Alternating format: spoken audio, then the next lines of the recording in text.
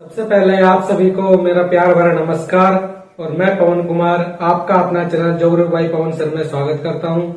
जैसा कि आज का टॉपिक है अपना राजस्थान की मिट्टियां, जिसमें अपन राजस्थान की संपूर्ण मिट्टियों के बारे में पढ़ेंगे। तो राजस्थान की जो मिट्टियां हैं, एग्जामिनेशन में हॉल में उस टाइम ये सिचुएशन आती है कि हम भूल जाते हैं कि कौन सी मिट्टियां किस पार्टीशन में बांटी गई है और कौन से क्षेत्र में पाई गई है। तो ये टॉपिक क्या है, एक कंफ्यूजन वाला टॉपिक रहता है। तो इसलिए मैं आज आपको इस हिसाब से एक्सप्लेन करूंगा कि आपको ये अच्छे समझ आ सके और आपका कंफ्यूजन दूर हो सके। तो आज अपन राजस्थान की संपूर्ण मिट्टियों के बारे में पढ़ेंगे, जिस प्रकार से उनका वर्गीकरण किया गया है और जिस हिसाब से उनका पार्टीशन किया गया है उस हिसाब से अपन आज पढ़ेंगे। तो राजस्थान की मिट्टियों के बारे में बात करते हैं। राजस्थान की मिट्टियां विभिन्न प्रकार से अलग अलग क्षेत्र के हिसाब से भी बांटी गई है, वैज्ञानिक आधार पर भी बांटी गई है, चट्टानों के आधार पर भी बांटी गई है, मिट्टी के कणों के आधार पर भी बांटी गई है, उसके अम्लता, क्षारीयता और उदासीनता के आधार पर भी बांटी गई है। तो मिट्टी का क्या है, विभिन्न प्रकार से बांटी गई है। तो मिट्टियां पृथ्वी के भूमंडल की वो सतह जो सबसे ऊपरी सतह है वो एक मृदा कहलाती है, न कि जो नीचे का क्षेत्र है वो। तो भूमंडल या पृथ्वी के भूमंडल का जो ऊपरी परत है, जो सिर्फ सबसे ऊपरी परत है, वो मृदा कहलाती है और उसका निर्माण एक चट्टानों से होता है। उसके जो सरफेस के नीचे क्षेत्र होता है वो सिर्फ चट्टानों का भाग होता है, क्योंकि चट्टानों के आधार पर ही मृदा का रंग, रूप और आकार प्रभावित होता है। उन्हीं चट्टानों के निर्माण से ही, उसी से ही मृदा का निर्माण होता है और विभिन्न प्रक्रियाओं के आधार पर इनका निर्माण होता है। तो आज अपन पढ़ेंगे पहले राजस्थान की मिट्टियों में, और राजस्थान की मिट्टियों में भी सबसे पहले पढ़ेंगे राजस्थान के कृषि विभाग के अनुसार। तो राजस्थान के कृषि विभाग ने जो राजस्थान की मिट्टियों को बांटा है वो 14 प्रकार से बांटा है। तो 14 प्रकार किस किस जिले में पाई जाती है और कौन कौन से क्षेत्र में बांटी गई है उसके बारे में देखते हैं। तो सबसे पहले ये अपना राजस्थान का मैप है और राजस्थान की कृषि विभाग के अनुसार, तो राजस्थान की कृषि विभाग के अनुसार 14 भागों में बांटा है। तो 14 भागों में कौन कौन से क्षेत्र आ रहे हैं? एक तो सबसे पहली है साइरोजेक्स और दूसरी है रेवेलिना। तो साइरोजेक्स और रेवेलिना दोनों ही गंगानगर में पाई जाती है। तो राजस्थान कृषि विभाग के अनुसार पहली मृदा साइरोजेक्स और दूसरी रेवेलिना, और ये दोनों ही राजस्थान के उत्तरी भाग में, और उत्तरी भाग में भी कौन से क्षेत्र में? गंगानगर जिले में पाई जाती है। तो गंगानगर जिले में 2 मृदा होगी, साइरोजेक्स और रेवेलिना। उसके बाद जो तीसरी मृदा है वो है जिप्सीफेरम। जिप्सीफेरम मृदा राजस्थान के बीकानेर जिले में पाई जाती है। तो राजस्थान के बीकानेर जिले में पाई जाती है और ये राजस्थान कृषि विभाग के अनुसार है। पहली साइरोजेक्स, दूसरी रेवेलिना, ये दोनों गंगानगर में और जिप्सीफेरम बीकानेर में। अगर आपको जिप्सीफेरम याद नहीं हो पाए तो आपने एक गाना सुना होगा, जिप्सी चलाए मेरा बालम, जिसमें जिप्सी का जिक्र हुआ है। उसी प्रकार इसको आप इंगित कर सकते हैं कि जिप्सी से जिप्सीफेरम और बालम से बीकानेर।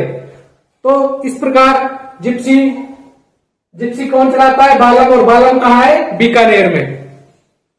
तो उसी प्रकार जो तीसरी मृदा है वो जिप्सीफेरम। उसके बाद चौथे नंबर पे आती है कैल्सी ब्राउन मृदा। कैल्सी ब्राउन मृदा अपने राजस्थान के पश्चिमी क्षेत्र में जैसलमेर में मिलती है। इसका कुछ भाग बीकानेर में भी मिलता है। तो राजस्थान के जो कृषि विभाग है उसमें पहले नंबर पर आती है साइरोजेक्स, दूसरे पे रेवेलिना, ये दोनों गंगानगर में। उसके बाद तीसरे नंबर पे जिप्सीफेरम जो कि बीकानेर में, और चौथी है कैल्सी ब्राउन जो कि जैसलमेर में पाई जाती है। उसके बाद पांचवी जो मृदा है वो है नॉन कैल्सी ब्राउन। तो चौथी कौन सी है? कैल्सी ब्राउन, जो कि राजस्थान के पश्चिमी क्षेत्र में जैसलमेर में मिलती है। जबकि नॉन कैल्सी ब्राउन मिलती है जो राजस्थान के पूर्वी क्षेत्र में, और ये पूर्वी क्षेत्र कौन सा है? अरावली का उत्तरी क्षेत्र। इसमें क्या है, अरावली को 2 पार्टीशन में बांटा गया है, उत्तरी अरावली और दक्षिणी अरावली। तो उत्तरी अरावली क्षेत्र को, उत्तरी अरावली में जो डिस्ट्रिक्ट आते हैं उन सभी में नॉन कैल्सी ब्राउन मृदा मिलती है, और वो ये 5वें नंबर पर इंगित की गई है। उसके बाद 6ठे नंबर पर ग्रे ब्राउन। देखो, कैल्सी ब्राउन, नॉन कैल्सी ब्राउन और ब्राउन, इनको मैंने इस हिसाब से क्रम से सेट किया है जिससे कि आपको याद रह सके। क्योंकि ये तीनों ही ब्राउन मृदाओं के रूप में लिखा गया है। तो कैल्सी ब्राउन तो जैसलमेर में, राजस्थान के पश्चिमी क्षेत्र में, नॉन कैल्सी ब्राउन उत्तरी अरावली क्षेत्र में, और ग्रे ब्राउन अरावली के दक्षिणी अरावली में। तो ये दक्षिणी अरावली में ग्रे ब्राउन। तो दक्षिणी अरावली में जैसे सिरोही हो गया, सिरोही के बाद उदयपुर, राजसमंद, पाली, ये वाले क्षेत्र है वो, उसमें कौन सी मृदा है? Grey brown. उसके बाद जो 7वें नंबर पर पार्टीशन किया गया है वो है लाल लोमी मृदा का। लाल लोमी मृदा, लाल लोमी मृदा राजस्थान के दक्षिणी भाग में मिलती है। और राजस्थान के दक्षिणी भाग में भी कौन से क्षेत्र में? डूंगरपुर और बांसवाड़ा, जो कि 56 का मैदान से भी जाना जाता है और माई का बेसिन भी है। तो लाल लोमी मृदा, डूंगरपुर और बांसवाड़ा। तो 7वां जो पार्टीशन है वो लाल लोमी मृदा का है, जो कि डूंगरपुर और बांसवाड़ा में है। उसके बाद 8वें नंबर पे आती है हाड़ौती क्षेत्र में। हाड़ौती क्षेत्र में कौन सी मृदा है? काली गहरी मृदा। हाड़ौती क्षेत्र में, अति आर्द्र क्षेत्र में भी आता है हाड़ौती क्षेत्र, और यहाँ पे नमी की मात्रा अधिक होती है, जिसके कारण यहाँ पे चिकनाई होती है। और चिकनाई में चिकनी मिट्टी किसे कहा जाता है? काली मिट्टी को, जो कि स्वयं जुताई के लिए भी प्रसिद्ध है। तो 8वें नंबर पर आ गई काली गहरी मृदा। उसके बाद देखो, ये वाला डूंगरपुर बांसवाड़ा का क्षेत्र हो गया लाल लोमी मृदा, और हाड़ौती क्षेत्र हो गया काली मृदा। और जो बीच वाला क्षेत्र बचा, प्रतापगढ़, चित्तौड़गढ़, ये भीलवाड़ा क्षेत्र, ये वाला जो क्षेत्र बचेगा, इस वाले क्षेत्र में दोनों मिक्स मृदा मिलेगी, लाल और काली। लाल और काली, क्योंकि यहाँ लाल लोमी और यहाँ काली गहरी मृदा। तो ये वाला जो क्षेत्र है इसमें कौन सी मृदा है? लाल काली मृदा। देखो 9वें नंबर पर पार्टीशन किया आपने लाल काली मृदा का। उसके बाद शुरू से देख लो एक बार, साइलोजेक्स और वेवेरिना दोनों गंगानगर जिले में मिलती है। उसके बाद तीसरे नंबर पर आती है जिप्सीफेरम, जो कि बीकानेर में है। उसके बाद चौथे नंबर पर आती है कैल्सी ब्राउन, जो कि जैसलमेर में, राजस्थान के पश्चिमी क्षेत्र में है। नॉन कैल्सी ब्राउन 5वें नंबर पे, और ग्रे ब्राउन अरावली के दक्षिणी क्षेत्र में, और नॉन कैल्सी ब्राउन अरावली के उत्तरी क्षेत्र में।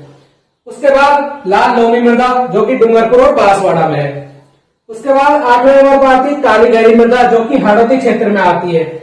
और हाड़ौती क्षेत्र और माई का बेसिन, जो कि लाल लोमी मृदा है, इन दोनों का जो मिक्स क्षेत्र है, प्रतापगढ़, चित्तौड़गढ़ और भीलवाड़ा वाला क्षेत्र है, इसमें मिलती है लाल काली मृदा। उसके बाद नवीन मृदा, 10वें नंबर पर आती है नवीन जलोढ़ मृदा। नवीन जलोढ़ मृदा क्या है? जो मृदा का जो प्राथमिक रूप होता है, जो नवीन रूप होता है, वो क्या होता है? नवीन जलोढ़ मृदा का। क्योंकि यहाँ पे नदियों का प्रवाह क्षेत्र है, और नदी का प्रवाह क्षेत्र अरावली से जो मिट्टियां कट के आती है, उसका नवीन रूप अवसाद के रूप में होता है। तो एक नवीन जलोढ़ मृदा है, ये अपने अलवर में मिलती है। उसके बाद यहाँ दौसा में और ये भरतपुर में। तो ये वाले जो क्षेत्र है, जो बाणगंगा मैदान क्षेत्र है, और कुछ हिस्सा बनास का जो मैदान क्षेत्र है, बनास का बेसिन है। तो ये वाला जो क्षेत्र है उसमें मिलती है नवीन जलोढ़ मृदा, जो राजस्थान का पूर्वी क्षेत्र है। उसके बाद 11वें नंबर पर पार्टीशन क्या है? मरुस्थलीय मृदा का।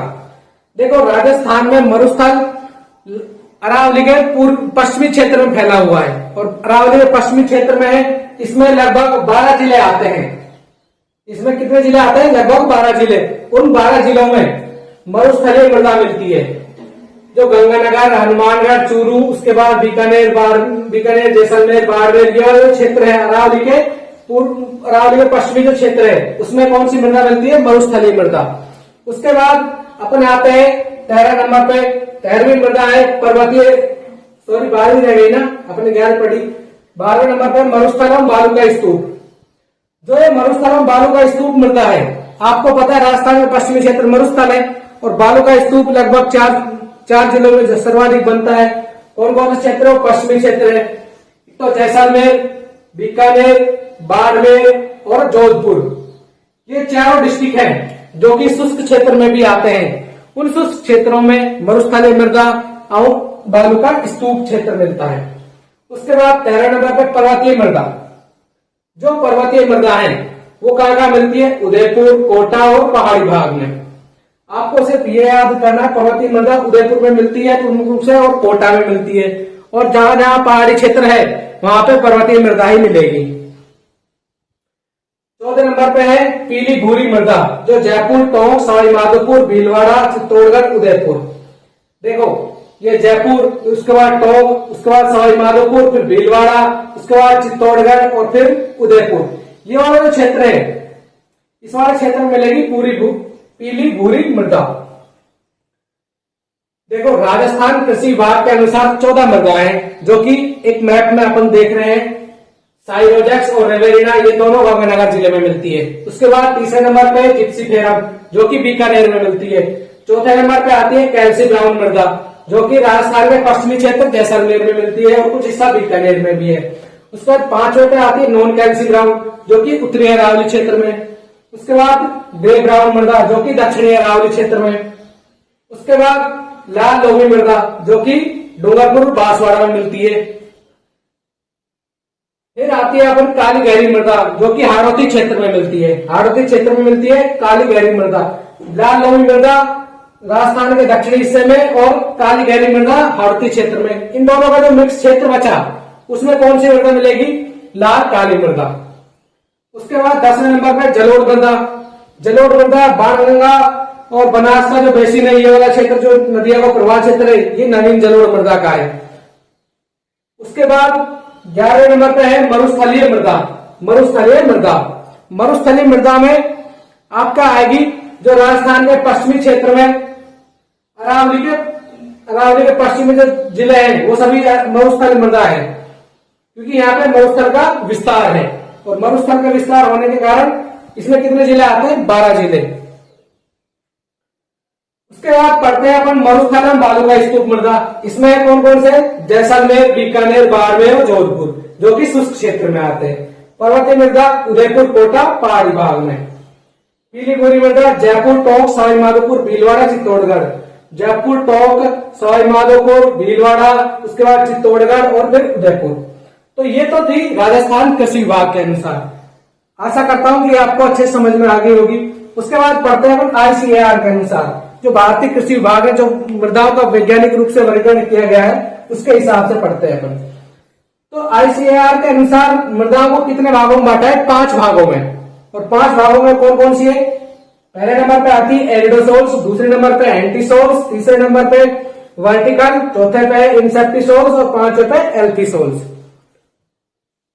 देखो एरिडोसोल्स कहां मिलेगी? एरिडोसोल्स दो एरिड शब्द से बना है, एरिडो शब्द से बना है एरिडोसोल्स। और एरिड का अर्थ होता है सूखा, और सूखा कौन सा क्षेत्र होता है? शुष्क क्षेत्र में। तो शुष्क क्षेत्र में कौन सी मृदा मिलेगी? एरिडोसोल्स। शुष्क क्षेत्र में एरिडोसोल्स। तो एरिडोसोल्स अपने गंगानगर, फिर बीकानेर, फिर जैसलमेर, बाड़मेर, जोधपुर, यह वाला क्षेत्र है, इसमें कौन सी मृदा है? एरिडोसोल्स। उसके बाद एंटीसोल्स, जो एंटीसोल्स मृदा है, इसमें अपना अर्धशुष्क क्षेत्र आता है। शुष्क में तो कौन सी आ गई? एरिडोसोल्स। और एंटीसोल्स में आ गई अर्धशुष्क क्षेत्र। देखो आपको पता है शुष्क क्षेत्र तो कौन सा है और अर्धशुष्क क्षेत्र कौन सा है। तो शुष्क में तो आ गई एरिडोसोल्स और अर्धशुष्क में आ गई एंटीसोल्स। अब हम बात करते हैं वर्टिकल सोल्स। देखो वर्टिकल सोल्स, वर्टिकल आपने विटिकल्चर के बारे में भी सुना हो, जो अंगूरों की खेती, जो कहां होती है? अति आर्द्र क्षेत्रों में। और अति आर्द्र क्षेत्र में जो भूमध्य सागरीय प्रदेश है, उस क्षेत्रों में होती है। तो अपना जो हाड़ौती क्षेत्र, ये भी कौन सा है? अति आर्द्र क्षेत्र।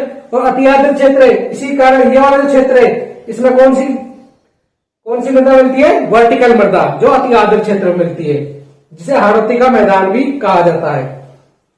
उसके बाद चौथे नंबर पर राजस्थान का दक्षिणी हिस्सा बचा अर्धशुष्क के बाद, और ये वाला जो दक्षिणी हिस्सा है, इसमें कौन सी मिलती है? इंसेप्टिसोल्स। इंसेप्टिसोल्स, इन मतलब नीचे, तो निचले भाग में कौन सी है? इंसेप्टिसोल्स। उसके बाद पढ़ते हैं एल्थिसोल्स, जो राजस्थान के पूर्वी क्षेत्र में मिलती है।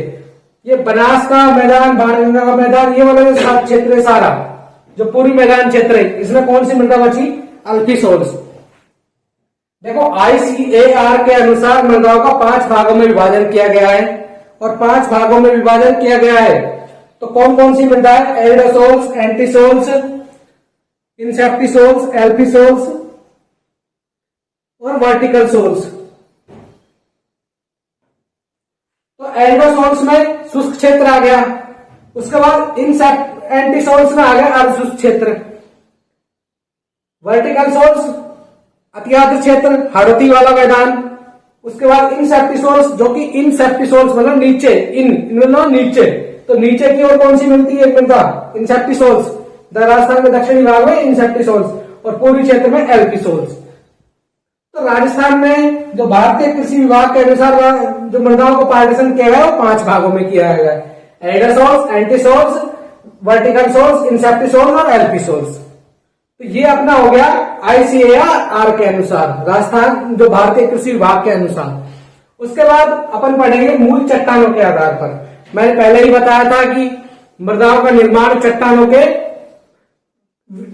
विखंडन या विस्फोटन के आधार पर ही होता है, क्योंकि चट्टान जो पृथ्वी का जो भूमंडल है उसके ऊपर जो प्राथमिक सतह पाई जाती है वही मृदा कहलाती है, और उसके जो नीचे वाला जो क्षेत्र होता है वो किससे बना होता है? सारा क्षेत्र चट्टानों से। तो चट्टानों के कारण ही मृदाओं का रंग, रूप और आकार प्रभावित होता है। तो मूल चट्टानों के आधार पर जो मृदाओं का वर्गीकरण किया गया है वो देखते हैं अपन। पहला आता है रेतीली मिट्टी। रेतीली मिट्टी, तो रेतीली मिट्टी राजस्थान के पश्चिमी क्षेत्र में मिलती है और शुष्क क्षेत्र में मिलती है। तो ये वाला जो क्षेत्र है चूरू तक का, ये पूरा क्षेत्र क्या है? जो शुष्क क्षेत्र है वो क्या, कौन सी मिट्टी मिलती है इसमें? रेतीली मिट्टी। उसके बाद अपन आते हैं अर्धशुष्क क्षेत्र में। अर्धशुष्क क्षेत्र में जो अरावली के पास में पड़ता है, इसमें कौन सी मिलती है? इसमें रेतीली मिट्टी। उसके बाद रेतीली मिट्टी तो मिलेगी ही। कौन सी रेतीली मिट्टी मिलेगी? भूरी रेतीली मिट्टी। तो पहले नंबर पे रेतीली मिट्टी, दूसरे नंबर पे भूरी रेतीली मिट्टी। उसके बाद जो अपना ये बाड़मेर और जालौर वाला क्षेत्र है जहां पे लूनी का बेसिन मिलता है, तो लूनी के बेसिन के पास ये वाला जो क्षेत्र है लूनी का, इसमें नमक की मात्रा अधिक होती है, लवण की मात्रा अधिक होती है, और लवण की मात्रा अधिक होने के कारण ये वाली जो मृदा मिलती है, यह कौन सी मृदा मिलती है? लवणीय मृदा। तो ये वाला भूरी रेतीली मिट्टी, यह लवणीय मृदा, और जो पश्चिमी क्षेत्र है उसमें है ही रेतीली मिट्टी। उसके बाद पढ़ते हैं अपन जलोढ़ कछारी मिट्टी। तीसरे नंबर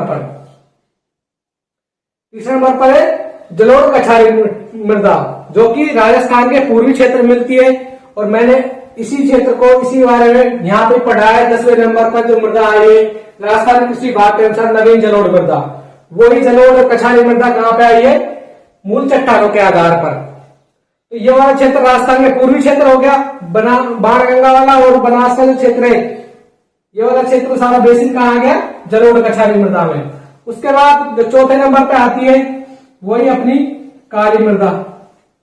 चौथे नंबर पर आती है काली गहरी मृदा या मध्यम काली मृदा। और मध्यम काली मृदा या काली मृदा कहाँ मिलती है? राजस्थान के हाड़ौती क्षेत्र में। और राजस्थान के हाड़ौती क्षेत्र में काली और गहरी मृदा मिलती है।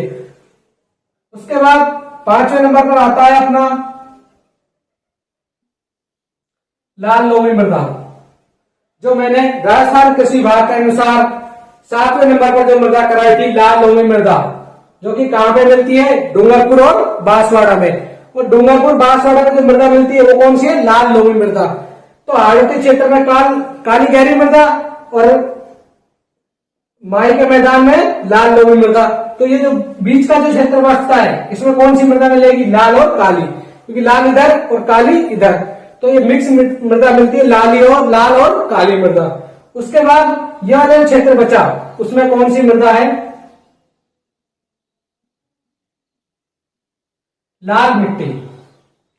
लाल मिट्टी क्योंकि पर्वतीय मिट्टी है यहाँ पे, और लो ऑक्साइड की मात्रा अधिक होने के कारण ये मिट्टी कौन सी है? लाल मिट्टी। तो मूल चट्टानों के आधार पर रेतीली मिट्टी, उसके बाद भी रेतीली मिट्टी है, लेकिन इसमें कौन सी है? भूरी रेतीली मिट्टी। उसके बाद लवणीय मिट्टी, जो कि राजस्थान के लूनी बेसिन क्षेत्र में।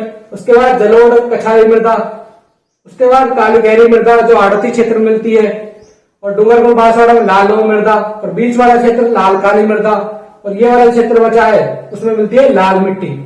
तो ये मूल चट्टानों के आधार पर।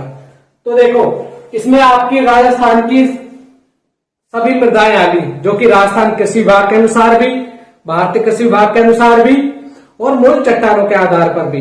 कणों के आधार पर 3 भागों में है, जो कि चिकनी मिट्टी है, दोमट मिट्टी है, ठीक है, और रेतीली मिट्टी है। तो वो कणों के आधार पर जो क्वेश्चन बनते हैं वो इन्हीं 3 क्षेत्रों से मिलते हैं। राजस्थान कृषि विभाग के अनुसार या फिर ICAR के अनुसार या फिर मूल चट्टानों के आधार पर।